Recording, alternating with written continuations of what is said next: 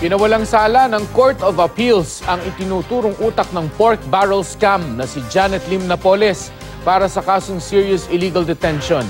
Binaligtad ng korte ang naunang desisyon ng Makati Regional Trial Court Branch 150 kung saan hinatulan ng reklusyon perpetua si Napoles, kaugnay ng umnoy illegal niyang pagditine kay Ben-Hur Louie. Ayon sa korte, hindi napatunayan ng prosekusyon na si Napoles nga ang may sala sa kaso. Inilabas ang desisyon halos 3 buwan matapos irekomenda ng Office of the Solicitor General na mapawalang sala si Napoles. Sa kabila ng desisyon, nananatiling nakakulong si Napoles dahil sa nakabinbin niyang kasong plunder at graft sa Sandigan Bayan, kaugnay ng pork barrel scam. Ikinalulungkot ng kampo ni Louie ang desisyon at pinag-aaralan daw nila ang mga susunod nilang hakbang. Masaya raw ang kampo ni Napoles sa desisyon. Wala pang pahayag ang Malacanang kaugnay nito.